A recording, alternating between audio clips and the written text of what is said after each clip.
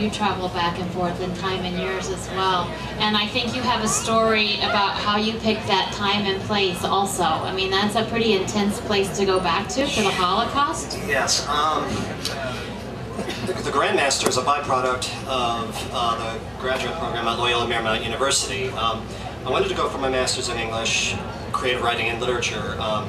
I had a good idea what kind of stories I wanted to write. You know, I love speculative fiction, and the kind of stories involve what Amy referred to as the Wagner Institute, and its specialty is solving serial murder cases, unsolvable serial murder cases, as well as paranormal phenomenon. And I wrote a number of stories involving psychic investigators, these employees who use their own powers to solve these cases. And the very first class that I took at the graduate writing program was literature of the Holocaust. World War II has always been a fascination with me, and especially the Holocaust, because during that time period, and I've learned this as the semester commenced, there are two types of personalities. There are the monsters and there are the survivors, and sometimes there's a little bit of both.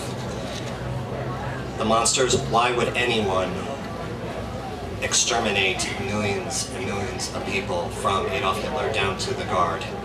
And that fascinated me as a writer, but it also fascinated me as a human being as well.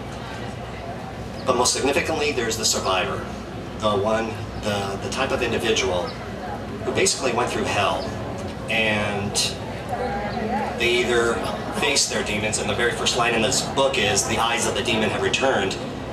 The demon is usually the memories of one's past. It could be, in this case, the Holocaust, or it could be anything in our daily lives.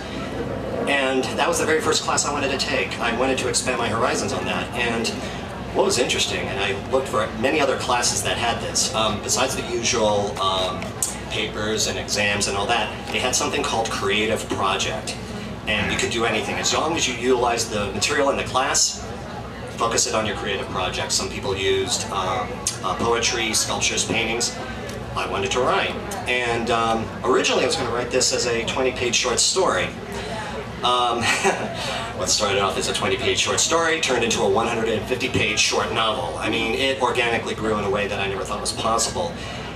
And what was fascinating was, after I wrote this for the class, I eventually brought it to a novella writing workshop course.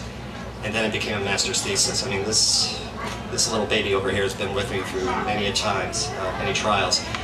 But the fascination of what was going on during that period regarding trying to wrap some kind of order around the chaos. And since this is a journal, I wanted to do it a first-person narrative to help the reader understand what this man went through. And I interviewed two concentration camp survivors. I read books by Primo Levi, Eli Wiesel, and a number of texts regarding what it was like during that time. And it was a hard book to write during the first 30 pages because for once, I did not want to enter in this world. And what's interesting, neither did Wagner.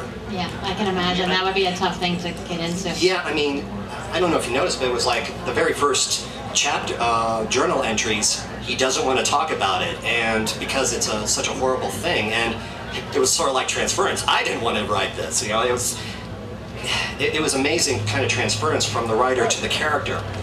But then as time went on, it just started to flow like I hit a creative vein. And it was reflected with Wagner too, because he was facing his demons regarding what he faced, and maybe what I was facing, the demons that I was facing as a writer. It is interesting how our characters, you know, we're kind of going through a lot of the same stuff and we relate to them in many ways. I don't want to forget you down there at the end, David. You also, I think, have an interesting...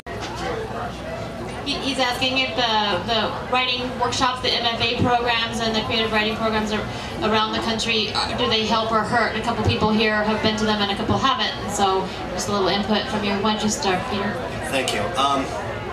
The one thing that I learned from the creative writing program at LMU, or creative writing classes in general, in my humble opinion, there's no way, how can I put it? No one can teach you how to write except by one way. Reading a book. Reading from authors who you respect. It doesn't even necessarily have to be the same genre. However, for the creative writing programs that have both, you know, you take both literature, that's why I went for a double major, literature and creative writing.